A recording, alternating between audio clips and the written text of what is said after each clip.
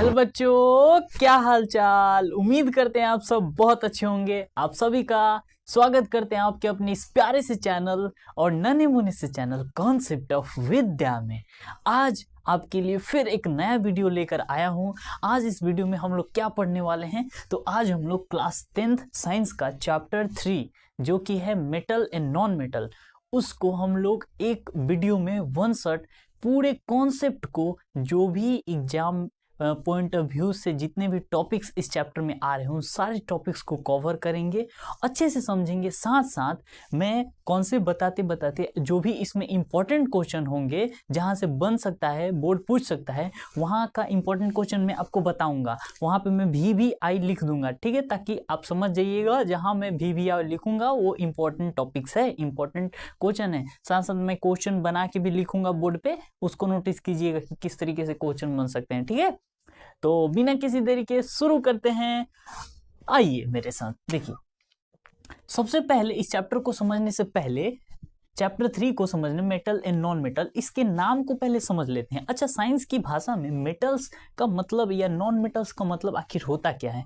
आप लोगों ने 8th क्लास या 9th क्लास में पढ़ते आ रहे हैं कि जैसे देखिए यहाँ पर वैलेंस सेल का इस्तेमाल करके हम इसको समझेंगे। देखिए जैसे कि मान लीजिए आपने एलिमेंट, अब आपको पता होगा 1 से 20 तक आपको कम से कम एलिमेंट तो याद ही हो जाना चाहिए, 1 से 20 तक, कि hydrogen, helium, lithium, beryllium, boron, carbon, इसे याद हो जाना चाहिए 20 तक अच्छे से, है ना, ये अच्छे से याद होना चाहिए।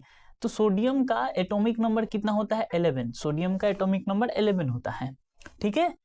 तो सोडियम जो है एक मेटल है, ये हमको कैसे पता चला? अभी हम बोल दिए कि सोडियम मेटल है। अच्छा, कोई इसका प्रूफ कि सोडियम मेटल ही क्यों बोल रहे हैं? ऐसा इसलिए कि सोडियम, मान लीजिए आपने पढ़ा होगा कि ये मान लीजिए न्यूक्लियस है। ये क्या है? न्यूक्लियस। इसके अगल बगल क्या घूमता है? इसके अगल बगल इलेक्ट्रॉन घूमते हैं। क्या घूमते हैं? इलेक्ट्रॉन, ठीक है। अगल बगल क्या घूमते हैं? इलेक्ट्रॉन। अच्छा, पहले वाले सेल को हम लोग क्या बोलते हैं? के सेल बोलते हैं। दूसरे वाले सेल को, फर्स्ट सेल को हम लोग बोलते हैं के सेल से। दूसरे वाले को क्या बोलते हैं? एल से बोलते हैं ना। उसके बाद तीसरे वाले को किससे बोलते हैं? एम से बोलते हैं। चौथे वाले को एन से। ये KLMN, ये क्या है? ये सारे के सारे क्या है? सेल है। क्या है? Shell, SHELL। वो बायो वाला सेल के बात का नहीं किया जाता है ना, ये SHELL सेल से, ये जिसमें इलेक्ट्रॉन घूमता है उसको हम लोग किससे बोलते हैं? सेल से बताते हैं उसको। तो सबसे पहला जो ऑर्बिट है जिसमें इलेक्ट्रॉन राउंड करता है, उसमें कितने इलेक्ट्रॉन होते हैं? 2 इलेक्ट्रॉन। तो सोडियम का एटॉमिक नंबर कितना होता है? 11, ठीक है, 11 होता है। तो इसको हम लोग कैसे ये कैसे बांटेंगे ऑर्बिट बाई ऑर्बिट? पहले ऑर्बिट में कितने आते हैं पूरे इलेक्ट्रॉन? 2। उसके बाद कितने आते हैं? 8। 2 8 10, एक और बचा 1, तो 2 8 1। इसको ऐसे दिखाएंगे ना, इसमें एक और इलेक्ट्रॉन आएगा, ऐसे ऐसे इसमें 8 इलेक्ट्रॉन आएंगे। ये 5 6 7 8, 8 इलेक्ट्रॉन आ गए। इसमें 2 इलेक्ट्रॉन, इसमें 8 इलेक्ट्रॉन, 10 हो गए, और 1 इलेक्ट्रॉन यहाँ पर लास्ट में आएगा, ठीक है। तो ये जो मेटल होते हैं उसमें ये बताया जाता है कि जिसमें जिसके वैलेंस सेल में ये जो है, ये वैलेंस सेल है। वैलेंस सेल किसको बोलते हैं? यानी आउटर मोस्ट सेल। बोले तो आउटर मोस्ट सेल को हम लोग क्या बोलते हैं? वैलेंस सेल बोलते हैं। आउटर मोस्ट सेल को हम लोग क्या बोलते हैं? वैलेंस सेल, है ना। आउटर मोस्ट सेल बोलिए या वैलेंस सेल बोलिए, यानी सबसे लास्ट वाला ऑर्बिट जिसमें इलेक्ट्रॉन होता है उसी को बोलते हैं हम लोग वैलेंस सेल। अब जिस वैलेंस सेल में या तो 1 इलेक्ट्रॉन हो, या तो 2 इलेक्ट्रॉन हो, या तो 3 इलेक्ट्रॉन हो। इन तीनों में से कोई भी हो सकता है, या तो 3 इलेक्ट्रॉन उपस्थित हो, या 2 हो, या 1।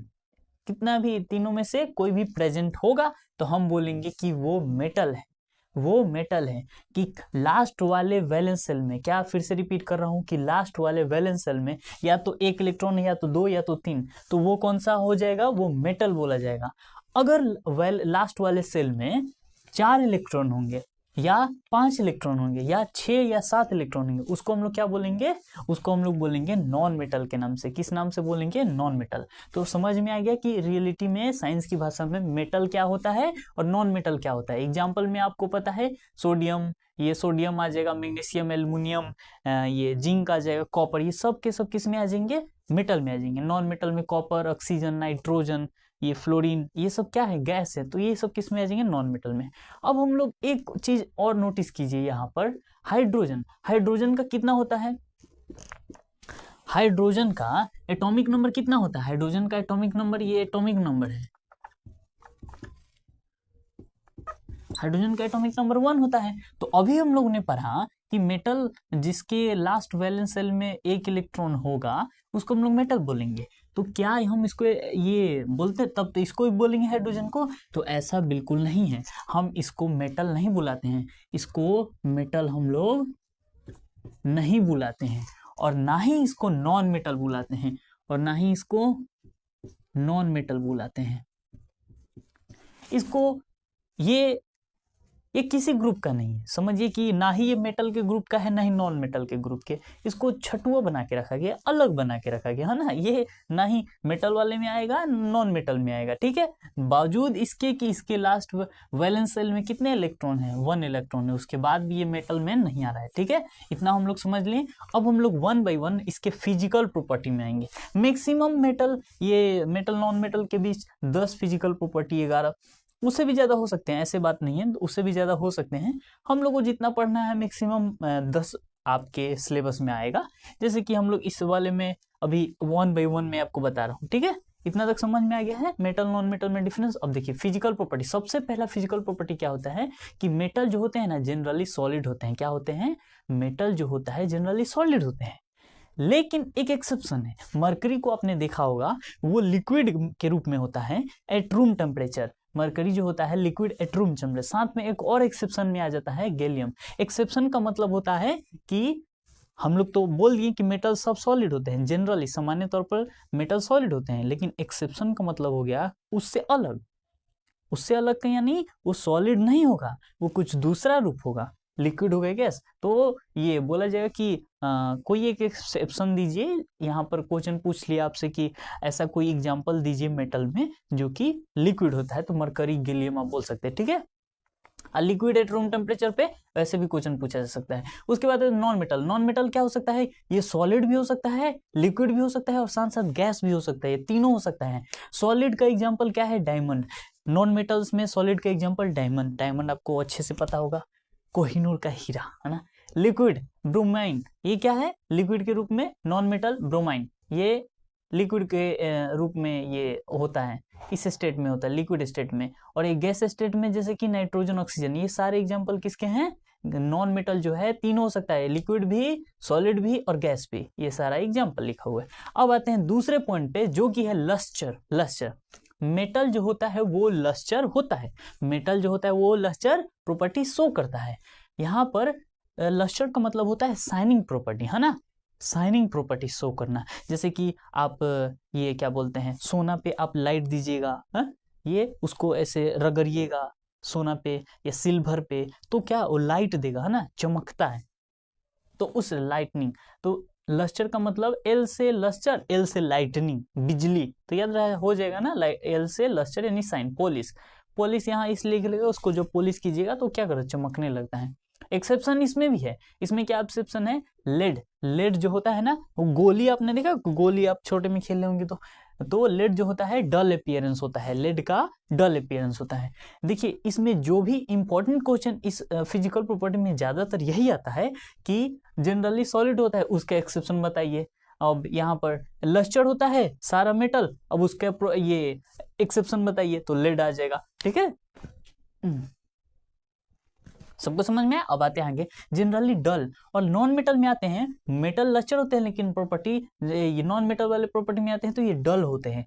लेकिन एक्सेप्शन क्या है, आयोडीन और ग्रेफाइट क्रिस्टल जो होते हैं वो डल नेचर के नहीं होते हैं। साथ साथ यहाँ पर क्या आ जाएगा, डायमंड,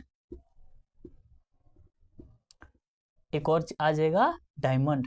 डायमंड भी आपको पता है वो डल जैसे दिखता है कि एकदम कोहिनूर का यहाँ हीरा चमकते चमकते पूरे घर अंजूर हो जाएगा, मैं तुम्हारे लिए कोहिनूर का हीरा हूँ, मुझे तुम अपना लो, ऐसा इस टाइप में, है ना। तो क्या हो गया, आयोडीन एंड ग्रेफाइट क्रिस्टल और डायमंड्स, ठीक है ना। Don't take it serious my dear. Iodine and graphite crystal ये और डायमंड का क्रिस्टल, ये क्या होते हैं, बहुत चमकीले होते हैं, जबकि बोला जाता है कि नॉन मेटल क्या होते हैं, डल। अब आते हैं हम लोग, ये 2 पॉइंट हो गया, अब आते हैं तीसरे पॉइंट क्या होता है कि मेटल जो होते हैं ना हार्ड होते हैं, क्या होते हैं, मेटल जनरली हार्ड होते हैं, लेकिन एक्सेप्शन में आप सोडियम, पोटेशियम, मरकरी को आप अभी देखें कि लिक्विड फॉर्म में होता है और बोला जा रहा है कि मेटल तो हार्ड होता है। हम तो भाई यहाँ मरकरी को देख रहे हैं कि हार्ड नहीं होता है, गैलियम भी हार्ड नहीं होता है, सोडियम को पता है ना, सोडियम एंड इसको अभी आगे पढ़ेंगे सोडियम पोटेशियम को डिटेल में कि सोडियम और पोटेशियम को कहाँ रखा जाता है, किरोसिन ऑयल में, ताकि वो जब हम उसको बाहर रखते हैं ना तो रिएक्शन, मॉइस्चर से रिएक्शन करके बहुत ज्यादा हीट रिवॉल्व करता है, आग पकड़ लेता है ना, तो इसको किरोसिन ऑयल में रखा जाता है। मरकरी और गैलियम क्या हो गया, ये हार्ड नहीं होते, ये एक्सेप्शन हो गया, ठीक है। जनरली हार्ड होते हैं लेकिन ये एक्सेप्शन है, जनरली सॉफ्ट। नॉन मेटल में जब आते हैं तो ये जनरली सॉफ्ट होते हैं। फिर एक्सेप्शन में क्या आ जाता है कि डायमंड, आप जानते हैं कि डायमंड सॉफ्ट होता है, diamond is one of the hardest material, hardest substance, है ना। डायमंड को एक बहुत ही हार्डेस्ट सब्सटेंस के नाम से जाना जाता है। डायमंड हथौड़ी से मारने पर नहीं टूटता है ना। तो इसमें, इसके एक्सेप्शन में ये आ जाएगा। अब आते हैं हम लोग फोर्थ वाले पॉइंट पे, ये 3 वाला हो गया, फोर्थ वाले पॉइंट पे। मेटल जो होता है जनरली हाई मेल्टिंग पॉइंट और बॉइलिंग पॉइंट का होता है। मेटल जो होता है generally high and melting point and boiling point. लेकिन जब आते हैं हम लोग फिर इसके एक्सेप्शन में कि मरकरी का high melting point boiling point होगा, क्यों नहीं होगा, क्योंकि वो तो लिक्विड फॉर्म में एग्जिस्ट करता है, ठीक है। इसमें आते हैं हम, नॉन मेटल का जनरली जो होता है low melting and boiling point. Melting point मतलब समझ कितना कितने डिग्री सेल्सियस पे वो क्या होगा, पिघलना शुरू हो जाएगा। बॉइलिंग पॉइंट कितने डिग्री सेल्सियस पे वो उबलना शुरू हो जाएगा, है ना। तो एक्सेप्शन में यहाँ पर क्या आ जाता है, नॉन मेटल में low melting and boiling point में सिलिकॉन, कार्बन, डायमंड। अब डायमंड को पता है, डायमंड का बहुत हाई मेल्टिंग पॉइंट होता है या बॉइलिंग पॉइंट, मेल्टिंग पॉइंट उसका होगा बॉइलिंग पॉइंट। बोरोन हो गया या सिलिकॉन हो गया, कार्बन, ये सबके क्या होते हैं, high melting and boiling point, ठीक है। ये इसके एक्सेप्शन याद करना बहुत जरूरी है ना।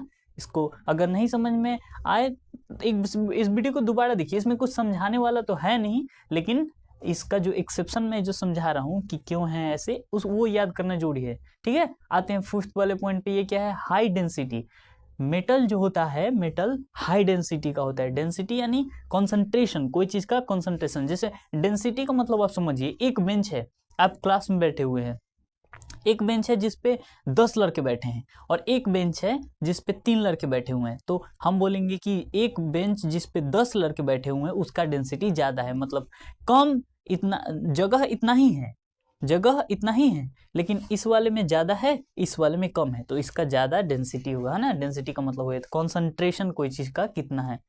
एक्सेप्शन इसमें भी आ जाता है डेंसिटी वाले में, क्या, सोडियम Na और साथ साथ के, potassium can be cut with a knife. अब पता है सोडियम जो होता है बहुत ही सॉफ्ट, उसको बताया जाता है ऐसा कि सोडियम को जब आप बाहर निकाल के काटिएगा, चिक चिक एकदम मस्त, एकदम सॉफ्ट कटता है, बिल्कुल पनीर जैसे, पनीर देखियो ना, पनीर वैसे ही कटता है सोडियम और पोटेशियम, ठीक है।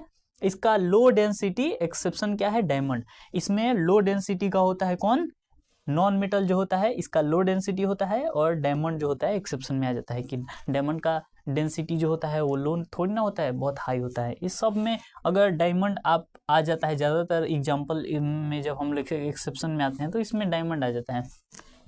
सब समझ में आ गया। ये सॉलिड होता है, ये जनरली सॉलिड होता है, ये सॉलिड लिक्विड गैस होता है, इसमें लस्टर प्रॉपर्टी शो करता है, ये डल होता है, ये हार्ड होता है, ये सॉफ्ट होता है। इसका मेल्टिंग पॉइंट हाई होता है मेटल का, इसका मेल्टिंग पॉइंट कम होता है। उसके बाद डेंसिटी इसका हाई होता है, इसका डेंसिटी लो होता है। ये ऐसा करते हैं, आपको अच्छे समझ में आ गया। मेटल और नॉन मेटल में ये वाला डिफरेंस, वैलेंस सेल क्या होता है, अच्छे समझ में आ गया होगा, ये मैंने बताया, ठीक है। अब आते हैं अपने अगले पॉइंट पे। तो अब हम लोगों ने 5 प्रॉपर्टी पढ़ लिया, अब हम लोग आ गए हैं 6 वाली प्रॉपर्टी पे, है ना। 1 बाई 1 इसको भी अच्छे समझेंगे। और इस वाले पे मैंने जो समझाया है ना वो इंपॉर्टेंट है, एग्जाम पॉइंट ऑफ व्यू से बहुत ज्यादा इंपॉर्टेंट है ना। जैसे डक्टिलिटी का प्रॉपर्टी, मेलिएबिलिटी का प्रॉपर्टी इसका बहुत यूज होता है, इसीलिए ये प्रॉपर्टी इंपॉर्टेंट हो जाते हैं। इसमें क्वेश्चन पहले समझा देता हूँ फिर क्वेश्चन बताऊंगा, है ना। ये बीबीआई है, मैंने पहले ही लिख दिया। देखिए मेटल जो होते हैं जनरली क्या होते हैं, डक्टाइल होते हैं। डक्टाइल का मतलब डक्टाइल का मतलब थिन वायर्स में, पतले पतले बहुत थिन वायर्स में चेंज किए जा सकते हैं, कौन, मेटल्स। लेकिन एक्सेप्शंस इसमें भी आ जाता है कि जैसे कि मरकरी रूम टेम्परेचर पे कैसा होता है, सॉलिड होता है ना, नहीं लिक्विड होता है, ठीक है। सोडियम हो गया, पोटेशियम, के से पोटेशियम, जिंक, ये सब क्या होते हैं, ये डक्टाइल नहीं होते हैं, ठीक है। इनको थिन वायर में कन्वर्ट नहीं किया जा सकता, ठीक है ना। तो डक्टाइल मतलब क्या होता है, डक्टिलिटी का प्रॉपर्टीज को बोलते हैं। तो मेटल डक्टिलिटी का प्रॉपर्टी शो करता है, क्यों, क्योंकि मेटल जो है थिन वायर्स में कन्वर्ट हो सकते हैं। अब आते हैं हम लोग नॉन मेटल जो है डक्टाइल नहीं होते हैं, ये क्या होते हैं, ब्रिटल का मतलब ऐसे है, इसको हम लोग मेटल में इसको थोड़ के क्या एकदम पतला वायर बना सकते हैं, लेकिन ये नॉन मेटल में जाएंगे, इसको जैसे पीटेंगे हम लोग, बीट करेंगे तो क्या टूट जाएगा, ब्रिटल मतलब टूट जाना, है ना। एक्सेप्शन इसमें क्या है, कार्बन फाइबर जो होते हैं, कार्बन का जो फाइबर होते हैं उनको हम लोग ये थिन शीट में कन्वर्ट, थिन वायर में, यहाँ पर ध्यान दीजिए दो चीज है, थिन वायर में कन्वर्ट कर सकते हैं, किसको, नॉन मेटल में। ये एक्सेप्शन बन जाता है कार्बन फाइबर। अब आते हैं इसमें एक नोट कीजिएगा, जैसे कि इसमें एग्जांपल जो कि डक्टिलिटी में यूज होता है, सिल्वर, गोल्ड, टंगस्टन, है ना, इसको थिन वायर में कन्वर्ट किया जा सकता है। एक नोट करने वाली बात जो आपके एनसीईआरटी बुक में दिया हुआ है कि 1 ग्राम गोल्ड को 2 किलोमीटर तक हम लोग उसका, 1 ग्राम अगर गोल्ड है तो उसका 2 किलोमीटर वायर बना सकते हैं, 2 किलोमीटर तक वायर बना सकते हैं। सोचिए ये डक्टिलिटी का जो एग्जांपल है, सबसे ज्यादा जो ऐसा कौन सा मेटल है जो सबसे ज्यादा डक्टिलिटी प्रॉपर्टी शो करता है, तो वो क्या है, वो गोल्ड होगा, ठीक है, याद रखिएगा इसको। Are malleable. अब आते हैं 7th प्रॉपर्टी, वो क्या है, आर मेलिएबल। जो मेटल जो होते हैं ना वो मेलिएबल होते हैं, इन दोनों में कंफ्यूज नहीं हो गया। यहाँ पर डक्टिलिटी का मतलब वायर में कन्वर्ट, थिन वायर में, और मेलिएबल का मतलब होता है थिन शीट में, किसमें, थिन शीट का मतलब होता है पतले पतले चादर में बनाए, जैसे आपने पार्टी में, जैसे शादी उदी में जो खाना पैक करने के लिए वो जो आता है पॉलीथीन, वो देखते हैं एल्युमिनियम का बना होता है, और कितने पतले पतले थिन शीट हो ना, उसको थिन शीट, पतले पतले पॉलीथीन का एक चादर समझिए, है ना। तो इसको मेलिएबल का मतलब होता है थिन शीट में कन्वर्ट किया जा सकता है मेटल। जिस एक्सेप्शन इसमें भी आ जाता है, क्या क्या है, तो Na जो है, K जो है, मरकरी है, जिंक है। यहाँ EXCP का मतलब आप समझ लीजिए, EXCP एक्सेप्शन, इसका मतलब एक्सेप्शन, उसको शॉर्ट फॉर्म में लिखा है, और EX का मतलब एग्जाम्पल, ठीक है ना। इसमें एग्जाम्पल में अल्युमिनियम हो गया, गोल्ड हो गया, तो इसको थिन शीट में कन्वर्ट किया जा सकता है आसानी से।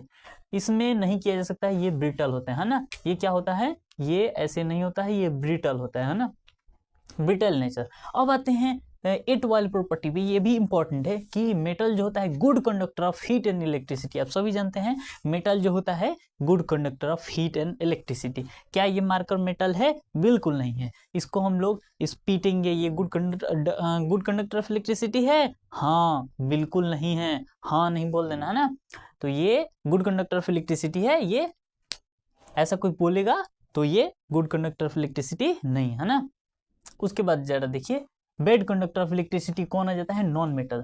मेटल जो होता है गुड कंडक्टर ऑफ इलेक्ट्रिसिटी होता है, लेकिन नॉन मेटल जो होता है बेड कंडक्टर ऑफ इलेक्ट्रिसिटी होता है। इसमें एक एक्सेप्शन आ जाता है टंगस्टन वायर। टंगस्टन वायर जो होता है गुड कंडक्टर ऑफ इलेक्ट्रिसिटी इसलिए नहीं होता है क्योंकि उसका बहुत ज्यादा हाई रेसिस्टेंट होता है। हाई रेसिस्टेंस के कारण वो अपने थ्रू करंट को पास होने नहीं देता है ना।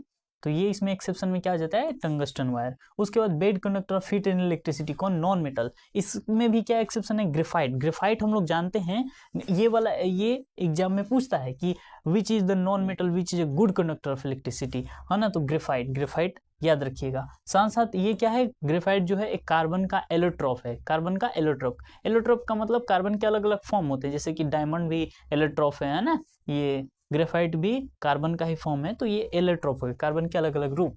कार्बन फाइबर या गैस फाइबर, ये दोनों भी एक्सेप्शन में आते हैं। ये गुड कंडक्टर ऑफ इलेक्ट्रिसिटी होते हैं, ठीक है। इलेक्ट्रॉन डोनर, इस 9th वाला जो प्रॉपर्टी क्या बोलता है, मेटल जो होते हैं ना इलेक्ट्रॉन डोनर होते हैं। इलेक्ट्रॉन डोनर का मतलब अभी मैंने इधर बता रहा था आपको कि सोडियम का जब हम लोग ये निकालेंगे इलेक्ट्रॉनिक कॉन्फ़िगरेशन तो 281 आएगा, तो लास्ट सेल में इसकी कितने, लास्ट सेल में इसके 1 इलेक्ट्रॉन आता है, तो ये इलेक्ट्रॉन तो आसानी से डोनेट हो जाता है। दूसरे जब कंपाउंड फॉर्मेशन होगा तो ये एक इलेक्ट्रॉन क्या होगा आसानी से, जैसे कि Na है तो ये क्या करेगा, एक इलेक्ट्रॉन डोनेट कर देगा और Na प्लस बन जाएगा, ठीक है। ये क्या होता है इसमें जो हम कहते हैं इसको, इसी प्रॉपर्टी को हम लोग इलेक्ट्रोपॉजिटिव के नाम से जानते हैं ना, इसी प्रॉपर्टी को इलेक्ट्रोपॉजिटिव के नाम से। अब ये जो होता है नॉन मेटल में तो ये इलेक्ट्रॉन गेनर होता है, इलेक्ट्रॉन गेन करता है ना, क्योंकि मान लीजिए ऑक्सीजन के पास यहाँ पर 2 इलेक्ट्रॉनिक कॉन्फ़िगरेशन जब निकालेंगे तो 2 और 6 आएगा। 6 इलेक्ट्रॉन को दान करना, डोनेट करना बहुत मुश्किल काम है ना, बहुत बॉन्डिंग पूरा एकदम गड़बड़ हो जाएगा, बहुत ज़्यादा ये हो जाए, नहीं पॉसिबल ही नहीं है ना। तो ये क्या करते हैं, पा लेते हैं, ये इलेक्ट्रॉन गेनर के नाम से जाने जाते हैं, जिनको एनायन के नाम से भी जाना जाता है, और उसी प्रॉपर्टी को इलेक्ट्रोनेगेटिविटी बोलते हैं ना, इलेक्ट्रोनेगेटिविटी। और उसके बाद क्या है, जैसे देखिए O+2 इलेक्ट्रॉन को ये क्या कर दिया, दे दिया, ये पा लिया, सॉरी दो इलेक्ट्रॉन को क्या किया, गेन कर लिया, तो O2- लिखा जाता है, ठीक है। अब एक और प्रॉपर्टी आ जाता है, इंपॉर्टेंट प्रॉपर्टी, जरा ध्यान दीजिएगा, ये भी इम्पॉर्टेंट है ना, ये इंपॉर्टेंट है, एटमोसिटी का प्रॉपर्टी। एटमोसिटी का प्रॉपर्टी क्या बोलता है कि मेटल्स आर मोनोएटॉमिक। मोनोएटॉमिक जैसे कि मान लीजिए Na है, मोनोएटॉमिक मतलब Na है, तो आपने कभी सुना है क्या Na2 ऐसे नहीं लिखा जाता है ना, Na2 नहीं लिखा जाता है, या Al2 ऐसे नहीं लिखा जाता है। मतलब कि वेपर स्टेट में, एटमोसिटी का मतलब होता है वेपर स्टेट में, नॉर्मली स्टेट में जो एलिमेंट हैं, मेटल हैं, वो क्या डाई एटॉमिक ऐसे 2 लेकर 3 लेकर 4 लेकर रहते हैं, वो कंपाउंड फॉर्मेशन का बात ऐसे नहीं बोलेंगे कि Al2O3 यहाँ पर 2 तो रहता है, ये नहीं, कंपाउंड फॉर्मेशन का बात नहीं किया जा रहा है, सिर्फ ऐसे नॉर्मली बात किया जाता है। वेपर स्टेट में ये क्या होता है, नॉर्मली वो ये मोनोएटॉमिक के रूप में रहता है ना, किस एटॉमिक के रूप में, मोनोएटॉमिक। लेकिन जब हम लोग आते हैं नॉन मेटल पे, नॉन मेटल आर नोबल, ये पॉलीएटॉमिक, नॉन मेटल क्या हो जाता है, पॉलीएटॉमिक है, और ये मोनोएटॉमिक, नॉन मेटल पॉलीएटॉमिक होता है। एक्सेप्शन में क्या आ जाता है, नोबल गैस।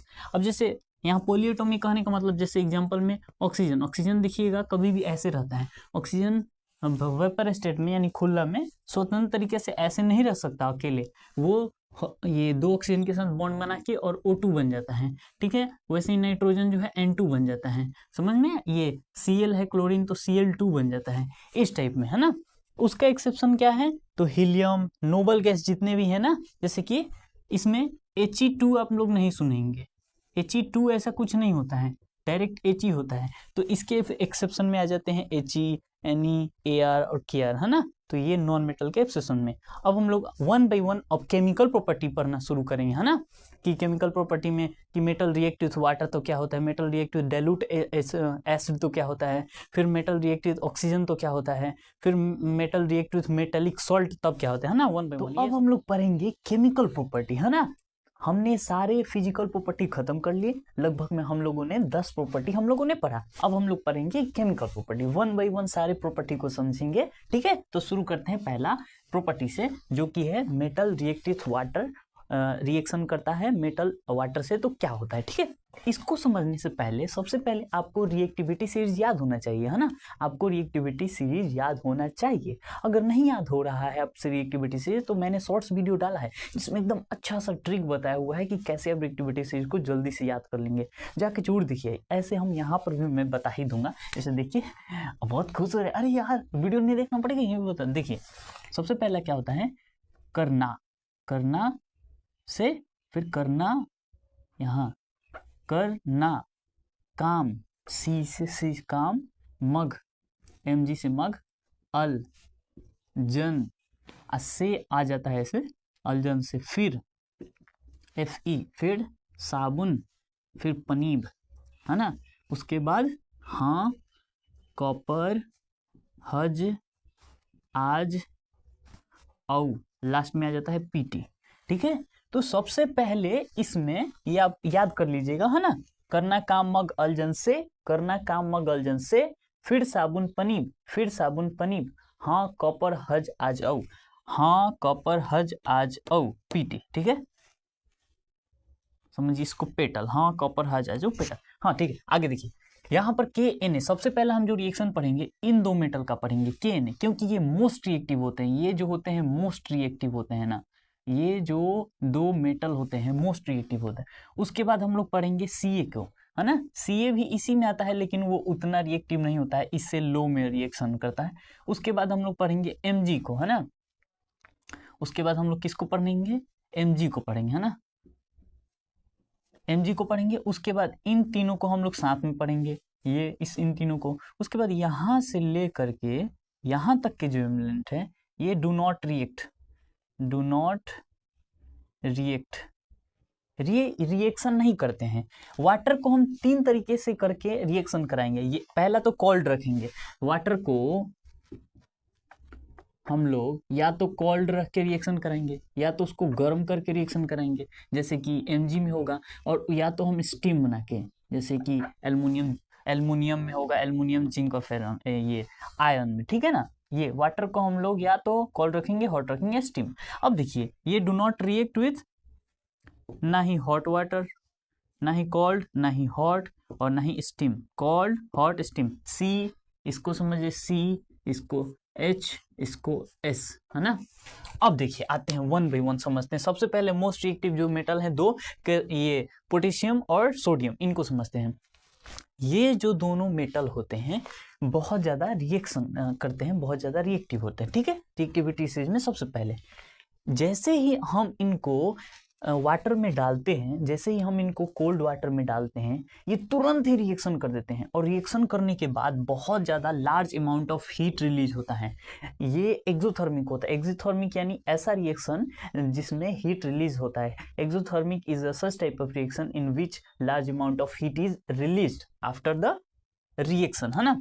तो समझ गए क्या होता है, के एन ए को, सोडियम को या पोटेशियम को, सोडियम या पोटेशियम। देखिए यहाँ पर पोटेशियम को जब हम वाटर में डाले हैं, वाटर यहाँ पर कैसा है, यहाँ पर वाटर कैसा है, कोल्ड। तो कोल्ड वाटर को जब हम जैसे ही पानी में डाले हैं तो वो क्या बना लिया है, पोटेशियम हाइड्रोक्साइड KOH, और H2 गैस बन गया है, और हीट, बहुत सारा हीट निकला है। समझ में, वही ये पॉइंट लिखा हुआ है। उसके बाद क्या होता है, बहुत ज्यादा हीट निकलता है, उसके कुछ ही क्षणों बाद आग लग जाता है, फायर पकड़ लेता है। पोटेशियम में क्या पकड़ लेता है, फायर पकड़ लेता है। देखिए जैसे, फिर से सुनिए, सोडियम पोटेशियम, सोडियम को हम लोग मान लीजिए, सोडियम को हम समझ रहे, सोडियम को हम लोगों ने वाटर में डाला, कोल्ड वाटर में, वो सोडियम हाइड्रोक्साइड बना लिया। सोडियम हाइड्रोक्साइड तुरंत रिएक्शन करके साथ साथ H2 गैस निकला और बहुत ज़्यादा हीट निकला। कुछ देर बाद क्या हुआ, जो H2 बना था इस वाले रिएक्शन में, वो धीरे धीरे, वो जो रिएक्शन हुआ है उसमें धीरे धीरे ये हाइड्रोजन जो गैस था वो ऊपर आना शुरू हो गया। क्या होना शुरू हो गया, ऊपर। क्यों, क्योंकि बहुत ज़्यादा हीट रिलीज हुआ है उस रिएक्शन में, इसीलिए वो ऊपर आना शुरू कर दिया हाइड्रोजन। और साथ साथ क्या हुआ, के और Na जो था, सोडियम और पोटेशियम, उनमें क्या हो गया, आग पकड़ लिया। आग क्यों पकड़ लिया, क्योंकि ये रिएक्शन में इतना ज़्यादा हीट इवॉल्व हुआ है। उसी समय पे जब हाइड्रोजन ऊपर आ रहा था, हाइड्रोजन, उसी समय जब हाइड्रोजन ऊपर, ये मान लीजिए हाइड्रोजन है, ये ऊपर आ रहा था, तो उसी समय हाइड्रोजन के साथ के और Na भी क्या होते हैं, वो भी ऊपर आते हैं, और ऊपर आके ये जल जाते हैं, ऊपर आके ये जल जाते हैं। समझ में आया क्या होता है, के और Na जो है हाइड्रोजन के साथ आते हैं और ये जल जाते हैं ऊपर आके। के Na ऑल्सो कैचेस फायर, और बोले तो के और Na बर्न इन सच रिएक्शन। क्या होता है, इस रिएक्शन में जल जाते हैं, ये के और या Na जल जाते हैं। ये दोनों हाईली रिएक्टिव मेटल हैं, हाईली या मोस्ट रिएक्टिव। समझ में आया, ये वाला पूरा समझ में आया आपको अच्छे से। कैसे लिखना है आपको कि के और Na जैसे ही कोल्ड वाटर में हम लोग डालते हैं, तुरंत ही बहुत ज़्यादा रिएक्शन हो जाता है, जिसके कारण बहुत ज़्यादा हीट उसमें से रिलीज होता है, जिसके कारण आग लग जाता है। आग लग जाता है, किसमें आग लग जाता है, सोडियम और या बोले तो पोटेशियम में आग लग जाता है। जैसे ही रिएक्शन होता है उसमें से H2 जो है ऊपर आना शुरू हो जाता है, ऊपर सोडियम पोटेशियम के साथ यहाँ आके आग लग जाता है ना। अब देखिए जब आग लगता है ना सोडियम पोटेशियम में, तो सोडियम में जब आग लगता है, सोडियम में, तो वो गोल्डन येलो फ्लेम का जलता है ना, गोल्डन येलो फ्लेम का। साथ साथ पोटेशियम किस कलर का, लिलिक फ्लेम दिखाकर वो जलता है। उसके बाद ये सब समझ लिए, ये वाला सोडियम पोटेशियम को अच्छे से सबको समझ में आ गया? नहीं समझ में आया तो एक बार दोबारा रिपीट करके जरूर देखिएगा वीडियो, है ना, पक्का समझ में आ जाएगा। अब हम लोग पढ़ते हैं सीए के बारे में। सीए जो है ये कोल्ड वाटर के साथ रिएक्शन कर जाता है, कोल्ड वाटर के साथ रिएक्शन कर जाता है, लेकिन जितना ज़्यादा ये दोनों एलिमेंट का रिएक्शन होता है कोल्ड वाटर के साथ उतना इसका रिएक्शन नहीं होता है ना। तो रिएक्शन नॉट सो वायलेंट, इसका जो रिएक्शन होता है उतना ज़्यादा क्या होता है, वायलेंट नहीं होता है। कोल्ड वाटर के साथ ये क्या कर जाता है, रिएक्शन कर जाता है, लेकिन इसमें आग नहीं पकड़ता है। जैसे जैसे ही ये के और सोडियम का हम लोग रिएक्शन करवाए वाटर के साथ, ऊपर आके आग लग गया, लिलिक फ्लेम दे रहा है, देख रहे हैं ना, ये सोडियम गोल्डन येलो फ्लेम दे रहा है, जल गया, है ना, ये फायर नहीं पकड़ता है। H2 बर्न, हाँ H2 यहाँ पर बर्न होता है, नहीं बर्न होता है, ना ही यहाँ पर कैल्शियम के बर्न होता है और ना ही H2 के बर्न होता है। होता क्या है, जैसे मान लीजिए ये एक बीकर है, जैसे मान लीजिए ये एक बीकर है, इसमें हम लोग क्या किए हैं, इसमें समझिए Ca हम लोग ड्रॉप किए हैं, ये हो गया। अब ये रिएक्शन हुआ, उतना ज़्यादा वायलेंट था लेकिन उतना ज़्यादा नहीं था। अब इसमें से धीरे धीरे क्या हो गया, H2 आया। अब जैसे ही H2 आया, हीट निकल रहा है ना, ये वायलेंट उतना ज़्यादा नहीं जितना ये था, लेकिन वायलेंट है, तो हीट निकला, तो हीट निकला, इसी की वजह से H2 ऊपर आने लगा। और जब H2 ऊपर आ रहा था, उसी साथ ये Ca को चिपका लेता है। जैसे ये रिएक्शन हो गया, मान लीजिए यहाँ पर ये टम्बलर है, अब इसमें हम लोग डाल दिए, यहाँ पर आ गया Ca, उसी समय हाइड्रोजन प्रोड्यूस हुआ है ना, ये एक टम्बलर है, उसमें कैल्शियम डाल दिए, उससे ये प्रोड्यूस हो गया हाइड्रोजन। अब जब हाइड्रोजन आ रहा था तो अपने साथ Ca को चिपका लेता है, अपने साथ Ca को चिपका कर ऊपर लेके आता है ना, कैल्शियम को चिपका कर ऊपर लेके आता है। जब ये रिएक्शन के समय जब ऊपर आता है साथ में, तो बोला जाता है कि ये ऐसा कोई मेटल बताओ जो रिएक्शन के बाद कोल्ड वाटर से रिएक्शन के बाद मिल्की टर्न हो जाता है, तो वो है calcium. Name some metals, name such metals which turns into milky after reaction with cold water, है ना, तो वो कौन सा हो जाएगा, ये कैल्शियम, है ना। तो ये इंपॉर्टेंट है, इसको ध्यान में रखिएगा। और साथ में तो ये वाला तो बहुत ज़्यादा इंपॉर्टेंट है ना। उसके बाद देखिए H2 बर्न नहीं होता है इसमें, इसके कंपैरिजन में हो गया। ये उसका रिएक्शन क्या होता है, Ca जब है H2O से रिएक्शन करता है, H2O कोल्ड रहता है, तो CaOH का whole twice plus H2 gas plus ये।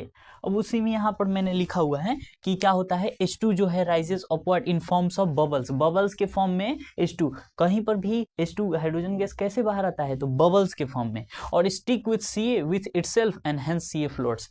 उसके बाद Ca क्या होने लगता है, तैरने लगता है ऊपर जाके और तैरने लगता है, कौन ये Ca तैरने लगता है पानी के ऊपर, समझ में आया, हेंस Ca फ्लोट्स, तो ये पानी के ऊपर आके तैरने लगता है। Ca के बारे में मैंने सब चीज बता दिया, ठीक है, सब लिखा भी हुआ है, आपका नोट्स इसको प्रोवाइड कर दिया जाएगा टेलीग्राम ग्रुप में, है ना, आप डिस्क्रिप्शन में लिंक होगा। देखिए यहाँ पर Mg, उसके बाद हम लोग ये पढ़ लिए, K पढ़ लिए, Na पढ़ लिए, Ca पढ़ लिए, अब हम लोग आते हैं Mg पे। Mg जो होता है ना ही वो कोल्ड वाटर से रिएक्शन करता है और ना ही वो उसको ज़्यादा हीट, बहुत ज़्यादा हीट की ज़रूरत होती है, बहुत, लेकिन उसको गर्म, वो स्टीम से भी रिएक्ट नहीं करता है, स्टीम से रिएक्शन करता है, मेरे कहने का मतलब है उतना ज़्यादा हीट नहीं, थोड़ा सा चढ़ाओ तो चढ़ जाता है ना। तो Mg को सिर्फ क्या चाहिए था, हॉट वाटर। कैसा वाटर इसको चाहिए था, हॉट वाटर इसको चाहिए था, तो हॉट वाटर से रिएक्शन करता है। Mg कोल्ड वाटर से रिएक्शन करता है, बिल्कुल नहीं करता है, वो हॉट वाटर के साथ रिएक्शन करता है। तो Mg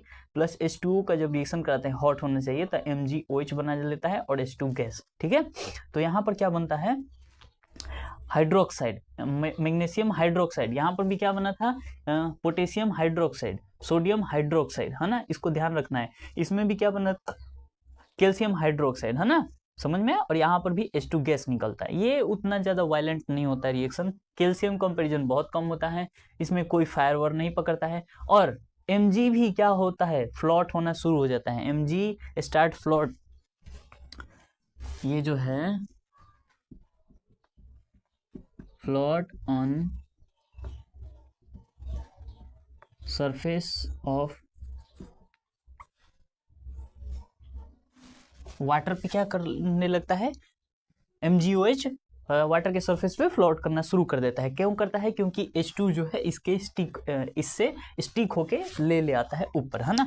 अब हम लोग आते हैं नेक्स्ट पॉइंट पे, जो कि है ये एल्युमिनियम, जिंक और आयन। ये क्या करता है? इसके साथ कौन सा वाटर चाहिए? कोल्ड चाहिए, हॉट चाहिए, स्टीम चाहिए? सिंपल सा बात है, सबसे ज्यादा रिएक्टिव था तो उसको कोल्ड वाटर से रिएक्शन हो गया था, Ca को भी हो गया था।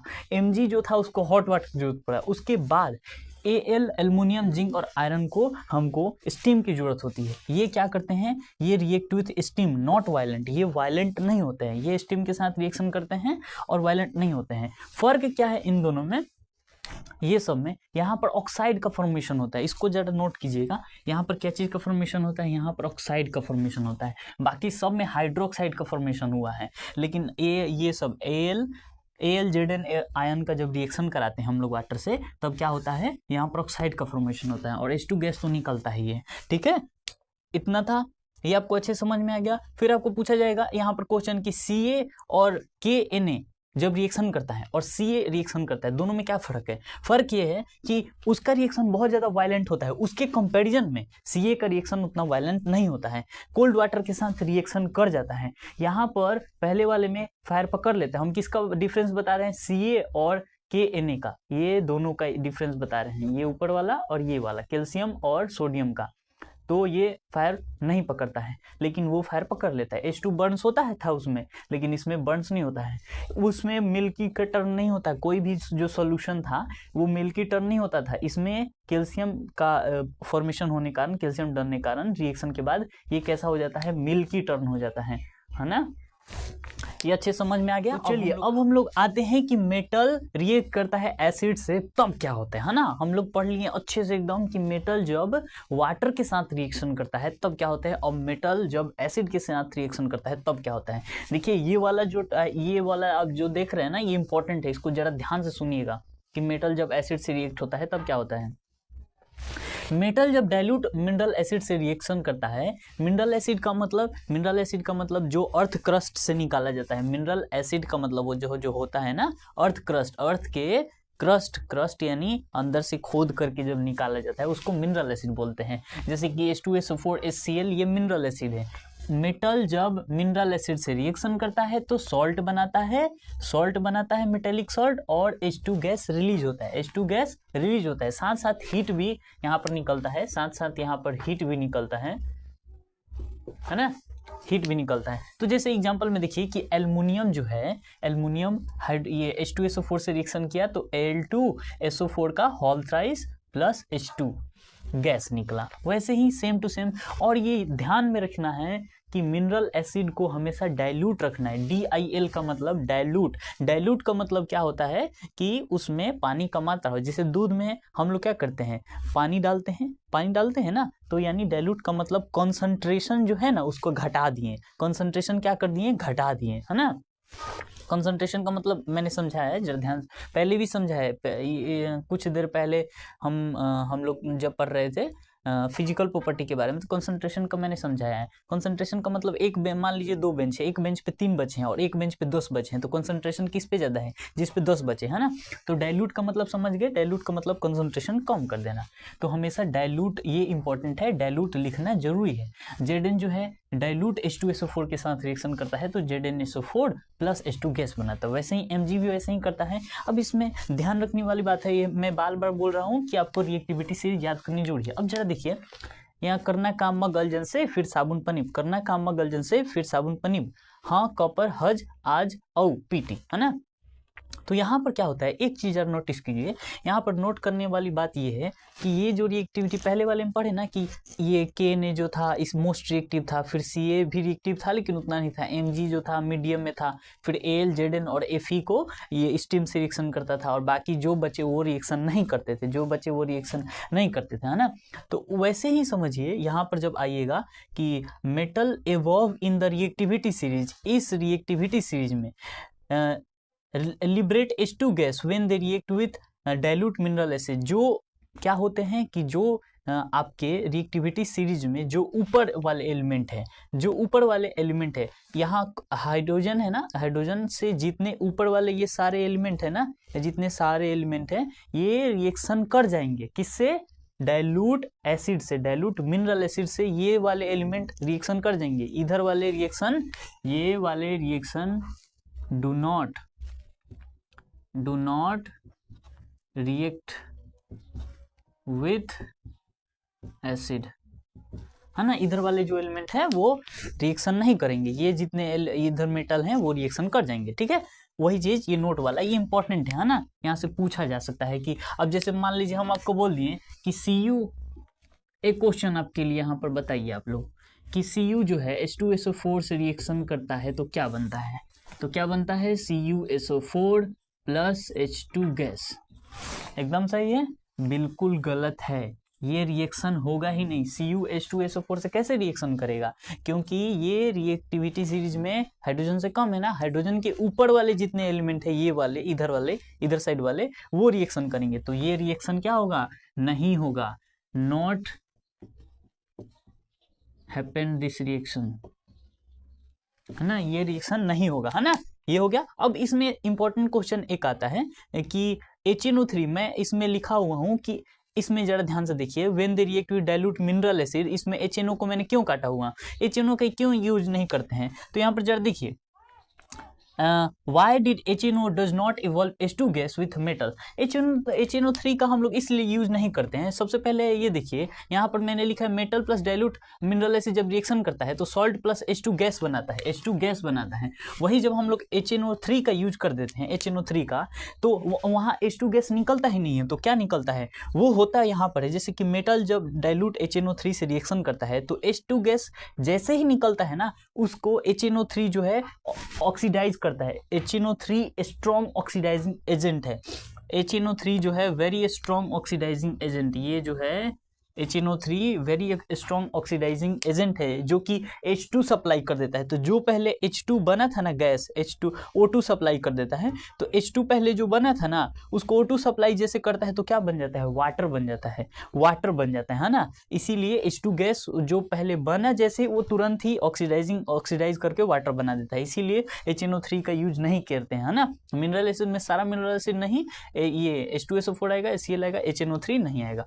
अब देखिए, मेटल डाइल्यूट HCl के साथ रिएक्शन करता है था तो यहाँ H2 गैस निकल जाता था, लेकिन HNO3 में नहीं निकलेगा।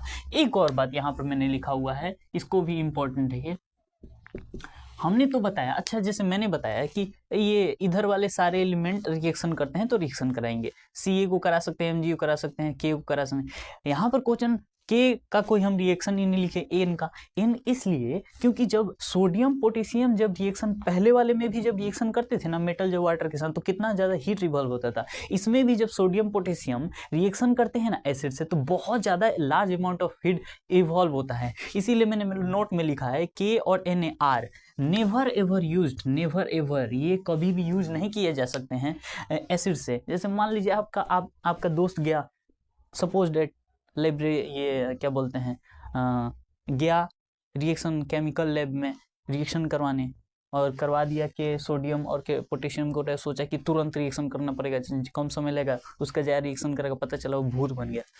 अब तुम्हारे सामने आया, बोला भाई तुम बोल रहे हो, तुम कौन हो भाई, ये कौन हो भाई, तुम मेरे दोस्त हो, अरे आर्यन तुम, अरे भाई तुम ऐसे कैसे हो गया, ऐसे नहीं, है ना। तो उस टाइप में नहीं, तो के इन्हें बहुत ज़्यादा खतरनाक है ना, इसका कभी भी यूज नहीं किया जाता है, नहीं मतलब नहीं, इसका यूज नहीं किया जाता है। Never ever made to react with acid, बहुत ज़्यादा खतरनाक होता है, क्योंकि बहुत ज़्यादा हीट इवॉल्व करता है, very exothermic, large amount of heat release होता है ना। ये आपको पूरा अच्छे समझ में आ गया कि मेटल जब एसिड से रिएक्शन करता है तो क्या होता है, मैंने बता दिया, ये इंपॉर्टेंट क्वेश्चन है, ठीक है। एक और क्वेश्चन आपको बताता हूँ, इसमें और क्वेश्चन एक पूछा जाता है, क्या पूछा जाता है वो बताता हूँ मैं आपको।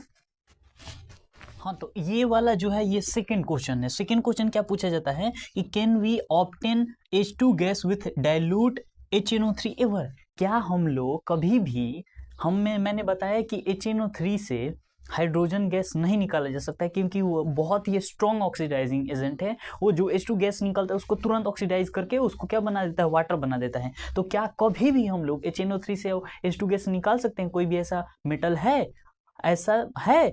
तो आप लोग बोलिएगा नहीं है, लेकिन है। वो कौन सा एलिमेंट है, वो कौन सा मेटल है, तो एक M है, Mn है, मैग्नीज और मैग्नीशियम, ये दोनों इंपॉर्टेंट है। ये इंपॉर्टेंट क्वेश्चन है, VVI है ना, ये क्वेश्चन इस बार पक्का पूछेगा, देखिएगा। बट ओनली निकाला जा सकता है, लेकिन बात ये है कि Mn मैग्नीज और magnesium react with very very dilute HNO3। जो HNO3 होना चाहिए वो कैसा होना चाहिए, बहुत डाइल्यूट, तभी आपका मैग्नीज और मैग्नीशियम जो है उससे रिएक्शन करके H2 गैस को इवॉल्व कर देंगे, H2 गैस को इवॉल्व कर देंगे। समझ में आया? ये बहुत इंपॉर्टेंट क्वेश्चन है, ध्यान समझिए, फिर से मैं बोल रहा हूँ, मैग्नीज और मैग्नीशियम यही दो एलिमेंट हैं जो कि HNO3 जब बहुत बहुत डाइल्यूट होगा, वेरी वेरी डाइल्यूट, अगर बोलेगा कि सिर्फ डाइल्यूट HNO3 से अगर रिएक्शन करा दें मैग्नीशियम का तो रिएक्शन H2 गैस देगा, बिल्कुल नहीं देगा। आपका जो होना चाहिए HNO3 वेरी वेरी डाइल्यूट 1%, तभी H2 गैस निकलेगा। ठीक है, वो कौन कौन से एलिमेंट है, तो मैग्नीज और मैग्नीशियम, ये पूरा समझ में आ गया। अब हम लोग आते हैं आगे। तो अब हम लोग आ चुके हैं आप लोग तीसरे केमिकल प्रॉपर्टी पे कि मेटल जब रिएक्शन करता है मेटेलिक सॉल्ट से तब क्या होता है। ठीक है, पहले दो प्रॉपर्टी हम लोगों ने पढ़नी है कि पहले मेटल जब वाटर के साथ रिएक्शन करता है तो क्या बनाता है, मेटल हाइड्रोक्साइड और प्लस H2 गैस रिलीज होता है, और किसी किसी में ऑक्साइड भी बन रहा था, मेटल ऑक्साइड। और दूसरे वाले में हम लोग क्या पढ़े कि मेटल जब एसिड से रिएक्शन करता है तब क्या बनता है, तो मेटल एसिड से रिएक्शन करता है तो क्या बनता है, मेटेलिक सॉल्ट बनता है, और साथ साथ H2 गैस इवॉल्व होता है। उसमें हम लोगों ने ये भी पढ़ा मिनरल एसिड क्या होता है, साथ साथ हम लोगों ने ये पढ़ा कि HNO3 जो होता है मिनरल एसिड वो भी होता है, लेकिन उसका यूज क्यों नहीं किया जा सकता है, क्योंकि वो स्ट्रॉन्ग ऑक्सीडाइजिंग होता है, H2 को H2 में बना देता है, वाटर बना देता है, इसीलिए उसका यूज नहीं कर सकता है। ऐसा कोई दो एलिमेंट ऐसा कभी हो सकता है क्या कि HNO3 से H2O निकाला जा सकता है, हाँ हो सकता है कि जब वेरी वेरी डाइल्यूट HNO3 ले और उसका रिएक्शन मैग्नीज या मैग्नीशियम से कराएं तो वो H2 गैस निकाल सकता है। ये उसका रिवीजन था पिछले वाले। ओके, आते हैं हम लोग इस टॉपिक पे। तो what happens when metal react with metallic salt. अब क्या होगा जब मेटल से रिएक्ट करेगा, मेटेलिक सॉल्ट से रिएक्शन करेगा मेटल। अब ये जितने भी है ना, ये वाला कॉन्सेप्ट बहुत आसान, इसमें कुछ है नहीं। वो आप लोग डिस्प्लेसमेंट रिएक्शन पढ़े होंगे चैप्टर 1 में। आप मेरा वीडियो नहीं देखे तो जाकर देखिए, बहुत अच्छे समझाए, मजा आएगा, है ना। इसमें देखिए क्या होता है कि जैसे समझ लीजिए कॉपर जो है, कॉपर वायर एक है, उसको FeSO4 के सोल्यूशन में हम लोग डिप कर दिए, FeSO4 के सोल्यूशन में हम लोगों ने डिप कर दिया। अब Cu और FeSO4 रिएक्शन यहाँ नहीं हुआ, जा FeSO4 के सोल्यूशन में हम लोगों ने कॉपर वायर डिप किया और रिएक्शन ही नहीं हुआ। क्यों नहीं हुआ? बात ये था कि यहाँ पर जो मेटेलिक सॉल्ट बना है, इस मेटेलिक सॉल्ट में जो मेटल है वो कॉपर से लेस रिएक्टिव है, वो कॉपर से लेस रिएक्टिव है। ये आपका रिएक्टिविटी सीरीज है और उसका मैंने आपको ट्रिक भी बता दिया इसी वीडियो में, है ना। मस्त सा क्या ट्रिक है, करना काम मग अल्जन से, करना काम मग अल्जन से। इसमें नीचे जो जो टिक लगा है ना, जैसे के से पोटेशियम, Na से सोडियम, करना काम मग अल्जन से, फिर साबुन पनीब, हाँ कॉपर हज आज औ पेटल, पेटल को हम बता रहे हैं, हाँ कॉपर हज आज औ पेटल, है ना। तो ये हो गया इसका ट्रिक याद करने का रिएक्टिविटी सीरीज का। ठीक है, यहाँ देखिए कॉपर रिएक्शन किया है FeSO4 से, तो रिएक्शन नहीं हुआ है। क्यों रिएक्शन नहीं हुआ है? क्योंकि Cu जो है लेस रिएक्टिव है आयन से। अब आते हैं यहाँ पर दूसरे वाले केस में, देखें कि कॉपर सल्फेट सॉल्यूशन में हम लोग आयरन डिप किए, कॉपर सल्फेट सॉल्यूशन में हम लोग आयरन डिप किए, तब ये रिएक्शन हो गया। क्या हुआ कि Cu और FeSO4 बना। हुआ क्या कि जो सॉल्यूशन था ब्लू कलर का, FeSO4 ग्रीन कलर का होता है, CuSO4 ब्लू कलर का, तो ब्लू कलर का जो सॉल्यूशन था ना वो धीरे धीरे गायब होने लगा, धीरे धीरे गायब होने लगा। और ये जो हम आयरन नेल डाले थे ना, उसमें हम लोग देख रहे हैं ब्राउन कलर का डिपोजिट आने लगा है। उसको जब डाले हैं हम लोग इसमें, तो इस पे ब्राउन कलर का डिपोजिट आने लगा है, किस पे, आयरन नेल पे, है ना। क्योंकि ब्लू ये उसमें किसका फॉर्मेशन हो गया है, फेरस सल्फेट का फॉर्मेशन हो गया, इसीलिए ऐसा हुआ है। अब जैसे देखिए इसको क्या करना है, metal placed above in series displace those below from their salt solution. Simple सी बात है। अगर मान लीजिए यहाँ पर जैसे एग्जांपल में समझिए कि Zn और FeSO4 को रिएक्शन कराएंगे, Zn कहाँ है, यहाँ पर है, और Fe कहाँ है, यहाँ पर है। तो ये वाला जो है Zn जो है Zn, तो Zn Fe से ज्यादा रिएक्शन है, तो ये रिएक्शन होगा। तो क्या बनेगा यहाँ पर, ZnSO4 प्लस Fe, यही बनेगा। ये रिएक्शन जरा देखिए, Cu प्लस FeSO4, ये रिएक्शन होगा। Cu कहाँ है, यहाँ पर है, Fe कहाँ है, यहाँ पर है। Fe जो है ज़्यादा रिएक्टिव मेटल है Cu से, तो बोला है इसके सॉल्यूशन FeSO4 सॉल्यूशन किसी के साथ बनाया हुआ है तो ये Cu इसको डिस्प्लेस कर सकता है? बिल्कुल नहीं करेगा, क्योंकि इससे लेस रिएक्टिव है, तो ये रिएक्शन नहीं होगा। ये रिएक्शन देखते हैं, ZnCl2, Zn कहाँ है? यहाँ है। Ca कहाँ है? इससे ऊपर, यानी Ca जो है, Ca ज़्यादा रिएक्टिव है Zn से, यानी Ca जो है इसके कंपाउंड से, इसके सॉल्यूशन से Ca हटा सकता है, तो ये क्या कर देगा? CaCl2 बना लेगा और Zn को बाहर फेंक देगा। समझ में आया? ये रिएक्शन नहीं होगा, ये दोनों रिएक्शन होगा। इसमें कंक्लूजन यही है कि मोस्ट रिएक्टिव जो मेटल होगा, मोस्ट रिएक्टिव मतलब ज़्यादा जो रिएक्टिव होगा, रिएक्टिविटी सीरीज के ऊपर होगा, वो नीचे वाले एलिमेंट को डिस्प्लेस करेगा, displace less reactive metal from less reactive from solution, है ना। ये पूरा था, बहुत आसान कॉन्सेप्ट था, तीनों हम लोग ने पढ़ लिया। अब हम लोग 3 टॉपिक पढ़ लिए, 3 केमिकल प्रॉपर्टीज पढ़ लिए, है ना। अब हम लोग आते हैं कि मेटल जब रिएक्शन करता है ऑक्सीजन से तब क्या होता है ना। 3 प्रॉपर्टी पढ़ लिए, metal react with water, metal react with acid, metal react with metallic salt. अब लास्ट टॉपिक पढ़ रहे हैं मेटल रिएक्ट विथ ऑक्सीजन, तब क्या होता है। देखिए, मेटल जब ऑक्सीजन से रिएक्शन करता है, मेटल जब ऑक्सीजन से रिएक्शन करता है तब क्या बनता है?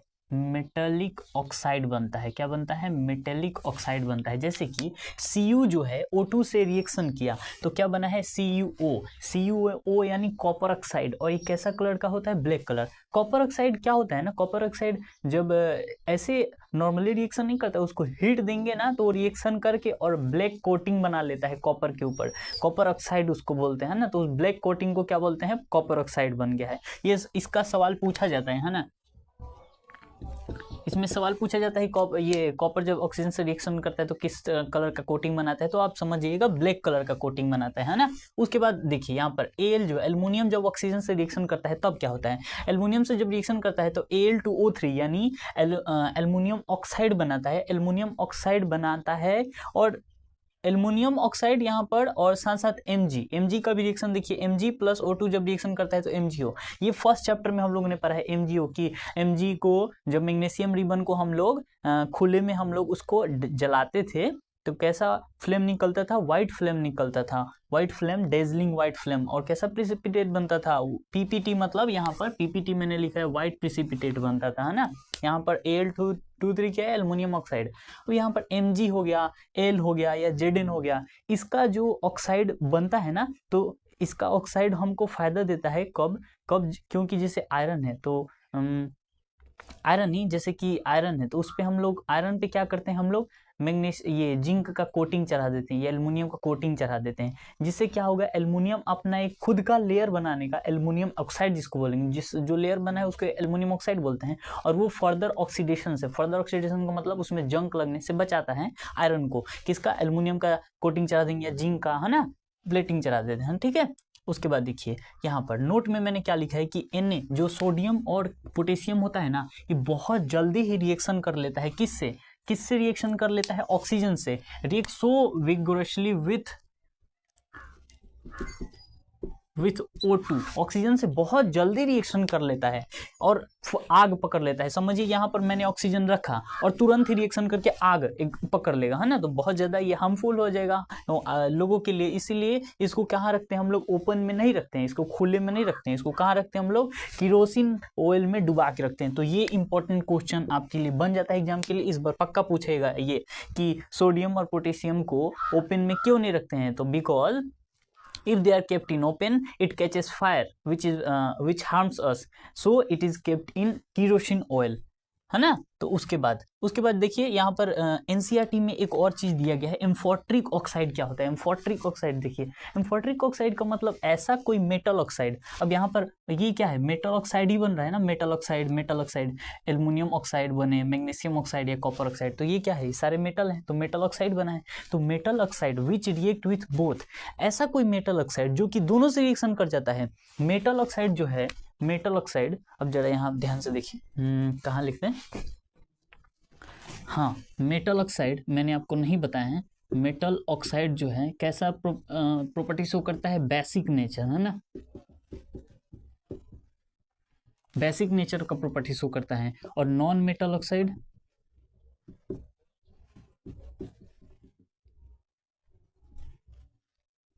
एसिडिक प्रॉपर्टी शो करता है। इसका मतलब मेटल ऑक्साइड जो होता है बेस की तरह काम करता है। कैसे काम करता है? बेस की तरह। और नॉन मेटल ऑक्साइड कैसे काम करता है? एसिड की तरह, है ना। एसिडिक प्रॉपर्टी शो करता है नॉन मेटल ऑक्साइड। अब यहाँ पर Al2O3 है, ये है मेटल ऑक्साइड, तो ये किस तरह का प्रॉपर्टी शो करेगा? बेसिक। ये बेसिक प्रॉपर्टी शो करेगा। तो बेस यहाँ पर है और यहाँ पर एसिड है, तो रिएक्शन करे तो क्या बनेगा? Salt plus water, salt plus water. यहाँ पर हम बता रहे हैं कि ये Al2O3 जो है ना, ये एम्फोटरिक ऑक्साइड है। ये कभी एसिड से रिएक्शन भी कर जाता है और बेस से भी रिएक्शन कर जाता है, यानी ये दोनों से रिएक्शन कर जाता है। इसीलिए एनसीईआरटी एक दूसरा नाम देता है कि ऐसे कोई मेटेलिक ऑक्साइड जो दोनों से रिएक्शन कर जाए, एसिड से रिएक्शन कर जाए और साथ साथ बेस से भी रिएक्शन कर जाए, उसको एम्फोटरिक ऑक्साइड कहते हैं। जैसे कि Al2O3 आता है। Al2O3 जब LCS से रिएक्शन करता है तो AlCl3 बनाता है और H2O बनाता है। और वही Al2O3 जब NaOH से रिएक्ट करता है तो NaAlO2 बनाता है, जिसको हम लोग बोलते हैं सोडियम एल्यूमिनेट। इसको याद रखना है, इस कंपाउंड को याद रखना है, ये इंपॉर्टेंट है। सोडियम एल्यूमिनेट, ये रिएक्शन को याद रखना है, इंपॉर्टेंट है। ये पूछेगा कि एम्फोटरिक ऑक्साइड का एग्जांपल दीजिए तो Al2 याद रखिएगा, ये इंपॉर्टेंट है ना। तो NaAlO2 बनाता है और साथ में H2O बनाता है, तो इसको हम लोग सोडियम एल्यूमिनेट बोलते हैं। ठीक है, ये ट्रिक मैंने लिखा है, आप लोग याद कर लीजिएगा इसको अच्छे से। ये सारा केमिकल प्रॉपर्टी हम लोग पढ़ लिए। अब बताइए, जैसे हम लोग रिएक्शन करा रहे हैं, केमिकल रिएक्शन करा रहे हैं, आखिर ये जो मेटल हैं ये रिएक्शन आखिर कर क्यों रहे हैं? देखिए, कोई भी रिएक्शन मेटल किस लिए करेगा? ताकि उसका जो स्टेबिलिटी है ना, स्टेबिलिटी वो आ जाए, उसका स्टेबिलिटी फॉर्म वो अटेन कर ले, है ना। जैसे मान लीजिए यहाँ पर क्या है, सोडियम को मैंने बताया था, सोडियम का कॉन्फ़िगरेशन क्या होता है? 281। तो ये सोचेगा ना, इस स्टेट में आना चाहेगा, एकदम शांति, है ना। तो ये क्या करेगा? इस वाले को डोनेट कर देगा। ये जो 1 इलेक्ट्रॉन है, ये 1 इलेक्ट्रॉन इसको क्या कर देगा? दूसरे नॉन मेटल को डोनेट कर देगा। लो, क्योंकि नॉन मेटल क्या होते हैं?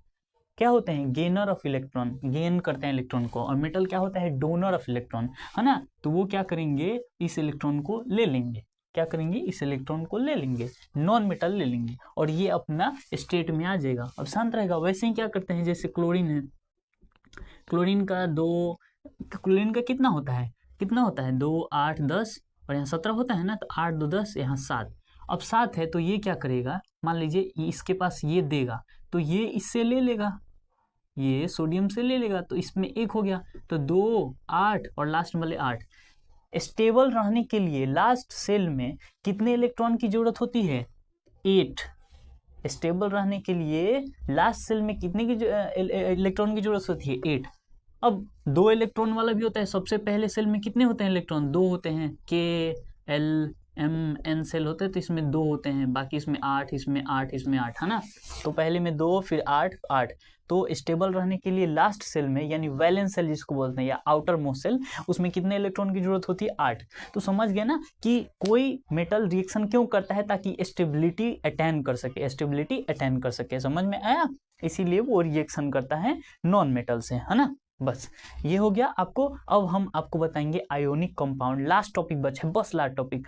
आशा करते हैं आपको सारा कॉन्सेप्ट अच्छे समझ में आ रहा होगा, है ना। अब हम लोग शुरू करते हैं, आयोनिक कंपाउंड क्या होता है और उसके प्रॉपर्टी क्या होते हैं। तो अब हम लोग आते हैं अब इस वीडियो के लास्ट टॉपिक पे, जो कि है आयोनिक कंपाउंड, है ना। हम लोगों ने केमिकल प्रॉपर्टी, फिजिकल प्रॉपर्टी एकदम अच्छे से क्लियर कर लिया, है ना। अब आते हैं आयोनिक कंपाउंड पे। आयोनिक कंपाउंड को इलेक्ट्रोवेलेंट कंपाउंड के नाम से भी जाना जाता है। सबसे पहले समझ लीजिए कंपाउंड क्या होता है। कंपाउंड यानी कोई भी मेटल नॉन मेटल से रिएक्शन कर जाता है। मेटल नॉन मेटल से रिएक्शन करते हैं ना। यहाँ ध्यान से देखिए, मेटल जो है नॉन मेटल के साथ रिएक्शन कर जाएगा। मेटल प्लस मेटल रिएक्शन होता है? नहीं होता है। और नॉन मेटल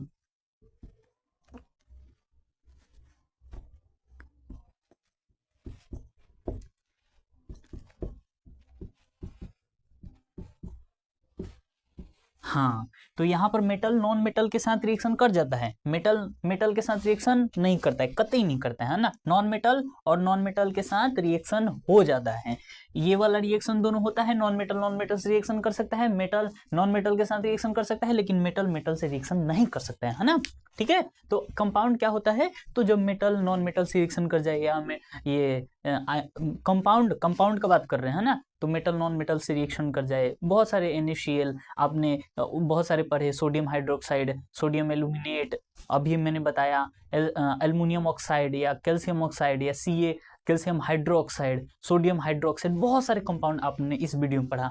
अब आयोनिक कंपाउंड, हम लोग कंपाउंड तो जानते हैं, आयोनिक कंपाउंड क्या है? आयोनिक कंपाउंड का मतलब होता है ऐसा कोई भी कंपाउंड जिसमें इलेक्ट्रॉन का ट्रांसफर हो, आदान प्रदान हो, और किसके बीच, सबसे इंपॉर्टेंट है मेटल एंड नॉन मेटल के बीच होना चाहिए। जो इलेक्ट्रॉन का ट्रांसफर होना चाहिए वो किसके बीच होना चाहिए, मेटल एंड नॉन मेटल के बीच। जैसे यहाँ पे देखिए Na क्या है, Na एक मेटल है और Cl, तो Na जो है, Na के लास्ट ऑर्बिट में, लास्ट वैलेंस शेल में कितना इलेक्ट्रॉन रहता है, एक, और यहाँ Cl के लास्ट शेल में कितना रहता है, Cl के लास्ट शेल में रहता है, यहाँ पर इसको ऐसे दर्शाइए, ब्लैक से मैं आपको समझाता हूँ, है ना।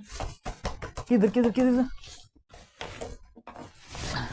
हाँ, जैसे देखिए यहाँ पर Na है, Na के लास्ट वैलेंस शेल में कितने इलेक्ट्रॉन होते हैं, एक, और Cl के लास्ट शेल में 7 होते हैं। तो यहाँ पर देखिए ऐसे हो गया, इसको ऐसे नहीं दर्शाना था रे मुन्ना, क्या कर देता है राहुल तुम। तो यहाँ पर देखिए, यहाँ पर Cl हो गया, तो Cl के लास्ट शेल में कितने इलेक्ट्रॉन होते हैं, 6 होते हैं कि 7 होते हैं कि 8, 7 होते हैं ना। तो ये इलेक्ट्रॉन अपना जो है इसको डोनेट कर देगा। क्यों डोनेट कर देगा, स्टेबल होने के लिए, दो मिलके एक हो जाएंगे ताकि जीवन अच्छे से चल सके, समझ में। तो ये इसको डोनेट कर देगा, तो क्या बन जाएगा यहाँ पर Na, और Na किस में आ जाएगा, प्लस में आ जाएगा, और फिर यहाँ पर आ जाएगा Cl जो कि किस में हो जाएगा, माइनस में, है ना। तो ये बन गया NaCl, ये आपका क्या बन गया, आयोनिक कंपाउंड बन गया। ये Na क्या है, यहाँ पर Na क्या है, मेटल, और यहाँ पर Cl क्या है, नॉन मेटल, समझ में आया। तो ये हो गया आयोनिक कंपाउंड, समझ गए। आयोनिक कंपाउंड क्या होता है, ऐसा कंपाउंड जो कि ट्रांसफर, इलेक्ट्रॉन के ट्रांसफर से बनता है, और किसके बीच में ट्रांसफर होता है, मेटल नॉन मेटल के बीच। ठीक है, प्रॉपर्टी सब आयोनिक कंपाउंड में आते हैं। आयोनिक कंपाउंड के सबसे पहले जो प्रॉपर्टी है फिजिकल नेचर, ये फिजिकल नेचर आयोनिक कंपाउंड का क्या होता है, तो ये बहुत ही ये सॉलिड होते हैं, साथ साथ ही बहुत ही हार्ड होते हैं। ये क्या होते हैं, हार्ड होते हैं, और जनरली ब्रिटल होते हैं। ब्रिटल यानी टूट जाना, ऐसे हार्ड तो होते हैं, बहुत ज्यादा हार्ड, लेकिन जब तोड़ा जाता है ना तो टूट जाते हैं ना। जनरली ब्रिटल होते हैं, सॉलिड होते हैं, हार्ड होते हैं और ब्रिटल होते हैं। ठीक है, मेल्टिंग पॉइंट और बॉइलिंग पॉइंट का बात करें आयोनिक कंपाउंड का तो बहुत ज्यादा होता है। जैसे NaCl का बात करें या ये NaCl का बात करें, KCl का बात करते हैं, इस सब का बॉइलिंग पॉइंट जो होता है क्या होता है, NaCl का बात करें तो इसका बॉइलिंग पॉइंट क्या होता है, बहुत हाई होता है ना। उसके बाद जरा आते हैं इस पे सॉल्युबिलिटी पे, ये दोनों हो गया। अब आते हैं सॉल्युबिलिटी पे। ये जो आयोनिक कंपाउंड होते हैं, NaCl को जब आप NaCl क्या है, आयोनिक कंपाउंड है। NaCl को आप पानी में डालते हैं तो घुलता है, नहीं ना घुलता है, घुल जाता है। पानी में जब NaCl को डालते हैं तो घुल जाता है, लेकिन ये इनसॉल्युबल होते हैं, सॉल्वेंट। ये जो केरोसिन ऑयल होते हैं ना या पेट्रोल होते हैं, इनको बोलते हैं सॉल्वेंट। क्या बोलते हैं, सॉल्वेंट। तो इसमें जब NaCl को डालिएगा ना तो नहीं घुलेगा। आप पेट्रोल में डालिए, ये NaCl को नहीं घुलेगा, आप चेक कीजिएगा, है ना, नहीं घुलेगा। इनसॉल्युबल होते हैं केरोसिन और पेट्रोल में। उसके बाद लास्ट वाला जो क्या बताया जा रहा है, कंडक्शन। इलेक्ट्रिसिटी में कंडक्शन क्या ये शो करते हैं आयोनिक कंपाउंड, तो ये शो करते हैं कब, जब ये मोल्टेन या सॉल्यूशन फॉर्म में, मोल्टेन यानी पिघले फॉर्म में रहेंगे या तो सॉल्यूशन फॉर्म में, घुला हुआ फॉर्म में रहेंगे, तब ये इलेक्ट्रिसिटी कंडक्ट करते हैं। और क्यों करते हैं ऐसा, इसलिए करते हैं क्योंकि जब वो मोल्टेन स्टेट में जैसे उनको दिया जाता है ना, सॉलिड से मोल्टेन स्टेट में, तो उनके आयंस जो होते हैं फ्री हो जाते हैं, फ्रीली मूव कर लेते हैं, और इसीलिए इलेक्ट्रॉन और ये इसीलिए इलेक्ट्रिसिटी पास कर जाता है, क्योंकि वहां पे फ्री इलेक्ट्रॉन मौजूद हैं, है ना। ऐसे मान लीजिए सरफेस है, इस पे इधर उधर इलेक्ट्रॉन घूम रहा है, अब इलेक्ट्रॉन यहीं पे रहेगा, ये इलेक्ट्रॉन यहीं पर है, तो हम यहाँ से यहाँ इसको करंट दिए तो ये यहाँ जाएगा ही नहीं। अगर यहाँ पे करंट पहुँचाना है, हम यहाँ से करंट दिए यहाँ से करंट दिए, ये यहाँ जाएगा ही नहीं, तो यहाँ करंट कैसे पहुंचेगा? तो जब फ्री इलेक्ट्रॉन होते हैं तो इलेक्ट्रॉन ये इलेक्ट्रिसिटी कंडक्ट करता है। कौन? Ionic compound. कब? जब मोल्टेन और सॉल्यूशन फॉर्म में होता है, लेकिन सॉलिड फॉर्म में जब होता है वो इलेक्ट्रिसिटी कंडक्ट नहीं करता है। आशा करते हैं पूरा अच्छे से वीडियो, इसमें आयोनिक कंपाउंड में क्या आ जाएगा? NaCl आ जाएगा। जितने भी क्लोराइड कंपाउंड होते हैं ना वो NaCl, KCl, फिर यहाँ पर Na2 ऑक्साइड वाले जितने भी होते हैं वो भी आ जाएंगे इसमें। फिर आपके आयोडाइड वाले होंगे, कार्बाइड वाले होंगे, ये सब उसमें आ जाएंगे आयोनिक कंपाउंड। अधिकतर कंपाउंड आयोनिक कंपाउंड ही होते हैं ना। अच्छे से आपको, आशा करते हैं पूरे अच्छे से आपको हर चीज़ कॉन्सेप्ट समझ में आएगा। इसमें मैंने इंपॉर्टेंट क्वेश्चन बताया इस चैप्टर में, कहाँ कहाँ से क्वेश्चन बन सकता है, VVI मैंने लिखा या इम्पोर्टेंट लिखा है। साथ साथ मैंने ये भी बताया कि किस तरीके के क्वेश्चन पूछे जा सकते हैं। बहुत हर एक कॉन्सेप्ट को मैंने बता दिया इस वीडियो में। जितने इस 2024 वाले बोर्ड में पूछे जाएंगे, मेटलर्जी आप लोग में नहीं आएगा क्लास 10 बोर्ड में, जितना हो सके अपने दोस्तों को उतना शेयर कीजिए। अगर नहीं समझ में आया एक बार फिर से देखिए, जरूर समझ में आएगा, पूरा प्रयास करो, है ना। मिलते हैं आपसे अगले वीडियो में, तब तक के लिए खुश रहिए, मस्त रहिए, पढ़ाई करते रहिए जोरों शोरों से। All the very best.